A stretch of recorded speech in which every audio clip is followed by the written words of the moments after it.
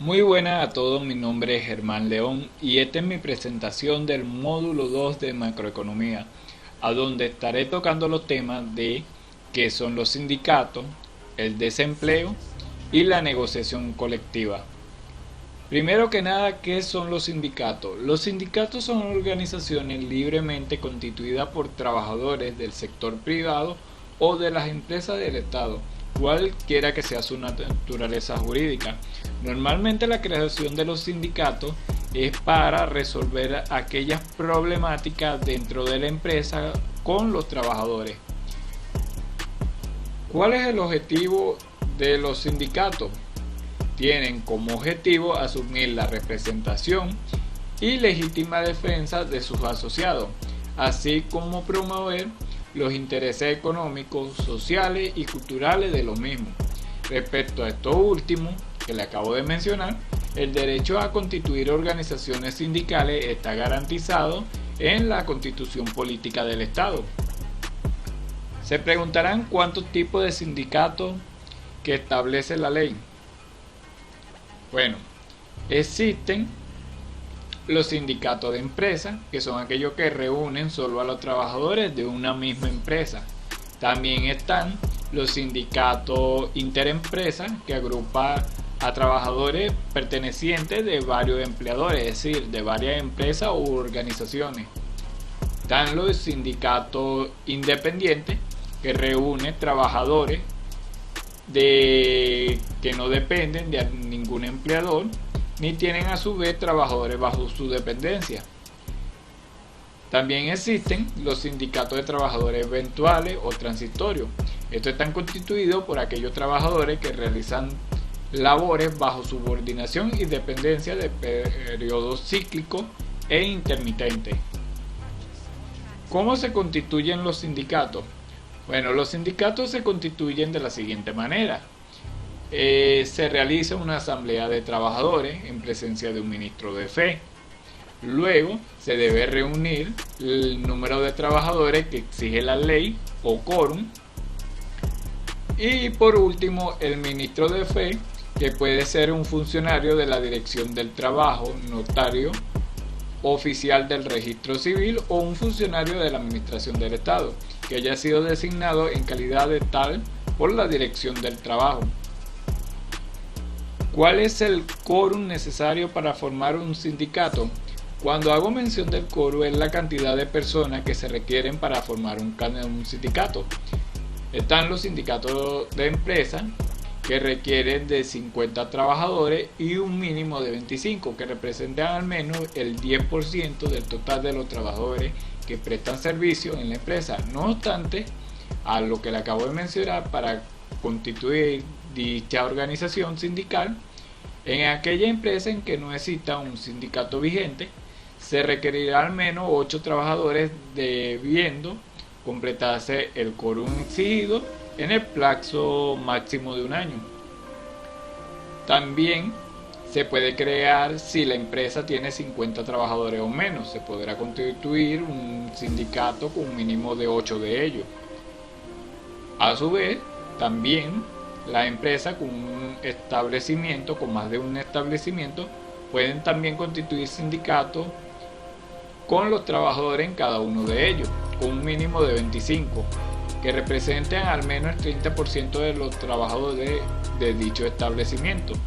Cualquiera que sea el porcentaje que representen, podrán constituir un sindicato de 250 o más trabajadores de una empresa. Para cualquier otro tipo de sindicato, por ejemplo los interempresariales, independientes y eventuales o transitorios, se requerirá como mínimo 25 trabajadores para formarlo. ¿Cuáles son los trámites que deben cumplirse en la asamblea de constitución de un sindicato? Bueno, para poder hacer esos trámites deben cumplirse las siguientes condiciones. Primero, se tiene que dar lectura y comprobar los estatutos del sindicato. Existen modelos a disposición en la inspección de trabajo que se entregan gratuitamente. Lo segundo que debe realizarse es la elección de un directorio. Y por último, el ministro de fe debe levantar acta de todo lo logrado y certificar con su firma los nombres de los asistentes y la identificación de la directiva electiva. ¿Cuáles son los trámites posteriores a la asamblea de constitución de un sindicato? Después de realizar la asamblea de un sindicato, deben hacerse los siguientes trámites que les voy a mencionar, como lo es la obtención de personalidad jurídica, que se adquiere con solo un depósito del acta de constitución y 2 ejemplares de los estatutos en la inspección del trabajo, que estime conveniente. Esta acción debe realizarse o hacerse dentro de 15 días contados desde que se hizo la asamblea de constitución. Lo segundo que debe realizarse, o el segundo trámite, es la revisión de legabilidad. La inspección del trabajo dentro de los 90 días siguientes al depósito podrá hacer observaciones a la constitución del sindicato o a su estatuto. Una vez notificadas las observaciones, el sindicato posee 60 días para subsanarla o reclamar de ella ante los tribunales del trabajo correspondientes. Ahora pasemos al segundo tema. ¿Qué es el desempleo? Como se podrá imaginar, el desempleo o paro significa la falta de empleo. Esto se trata de un desajuste en el mercado laboral, donde la oferta de trabajo por parte de los trabajadores es superior a la demanda de trabajo impuesta por parte de las empresas. Cuando existen más personas dispuestas a ofrecer su trabajo a la empresa que puestos de trabajo disponibles, se da una situación de desempleo. Si nosotros quisiéramos calcular la tasa de desempleo de un lugar en específico o de una empresa, región o país, se toman aquellas personas que, estando en edad de trabajar entre 16 y 65 años y buscando activamente, no encuentran empleo, es decir, lo que se conoce como población activa. Lo que quiero decir es que aquellas personas que no forman parte de la población activa, que no están trabajando, que no están ejerciendo ningún tipo de actividad económica, forman parte de los desempleados. Cuando un país tiene una alta tasa de desempleo o una región, supone un grave problema porque afecta directamente al crecimiento económico de esta. Así, los efectos del desempleo, por un lado, pueden ser económicos como disminución de la producción real o la disminución de la demanda y aumento del déficit del público, pero también pueden causar efectos sociales como los efectos psicológicos o efectos discriminatorios. Tipos de desempleo. Podemos diferenciar diferentes tipos de desempleo que vienen a explicar también las causas. Está el desempleo estacional, que es originado por cambio en la demanda de trabajo por parte de las empresas debido a la estación del año, a la temporalidad o a otros factores estacionales, como ocurre por ejemplo en el sector turístico, que en temporada alta, como lo es en verano, Semana Santa y Navidades, absorben nuevos trabajadores, y una vez la actividad del negocio vuelve a su ritmo habitual, van de nuevo al paro o al desempleo. Está el desempleo friccional. Este es voluntario, donde las personas, pudiendo trabajar, deciden tomarse un tiempo para formarse, descansar o buscar el empleo que mejor se ajusta a sus cualidades y gustos. Es independiente al propio funcionamiento del mercado de trabajo. Está el desempleo estructural, que este se debe a desajuste en la cualificación o la localización de la fuerza de trabajo y la cualificación requerida por el empleador. Programas de formación y reciclaje o de adaptación a la nueva tecnología son algunas medidas que se llevan a cabo para reducir este tipo de desempleo.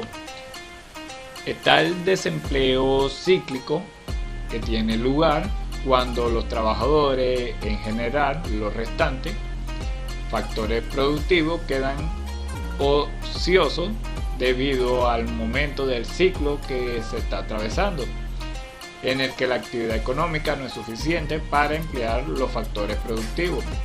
Está el desempleo encubierto, que ocurre cuando existen personas que tienen un puesto de trabajo pero su capacidad productiva está siendo infrautilizada. Ahora, ¿qué es la oferta y la demanda en el mercado laboral? Esta parte de una situación inicial en donde todo el trabajo demandado por las empresas es absorbido por la oferta de la población activa. Este mercado en equilibrio se rompe como, por ejemplo, cuando se produce una recesión económica en un país, en cuyo caso las empresas van a demandar menos cantidad de trabajo en el mercado, en el cual el resultado final es una menor cantidad de trabajo en la economía y un menor salario. Es decir, suponiendo que cae la demanda de trabajadores por parte de las empresas y la oferta de trabajo se mantiene igual, la gente sigue buscando empleo, lo que hará que los ciudadanos consuman menos bienes y servicios, lo cual afectará a las empresas vendiendo menos y se obligarán a bajar los precios y estrechar los márgenes. Este círculo vicioso de precios a la baja se denomina espiral deflacionista y ocurre cuando hay deflación, que es lo contrario a inflación. ¿Qué es la negociación colectiva? De acuerdo a la Organización Internacional del Trabajo, la negociación colectiva es el proceso voluntario que se lleva adelante entre asociaciones de trabajadores, generalmente, aunque no siempre, reunido a través de un sindicato o un grupo de sindicatos y asociaciones de empleadores. Las asociaciones pueden formarse a nivel de empresa, de sector, de región o a nivel nacional, con la finalidad de llegar a un acuerdo en cuanto a las condiciones laborales aplicables a la generalidad de los trabajadores del ámbito en el que se circunscribe la negociación, es decir, el contrato colectivo, en ocasiones como medida de presión para la negociación y para hacer cumplir los acuerdos cuando consideran que no han sido cumplidos. Los trabajadores pueden acudir a una huelga si no están de acuerdo con las condiciones de trabajo en las que se encuentran. Bueno, esa fue toda mi presentación sobre los temas que ya he mencionado anteriormente. Gracias por su atención y me disculpan si tengo algún problema en la pronunciación o en la dicción. Gracias.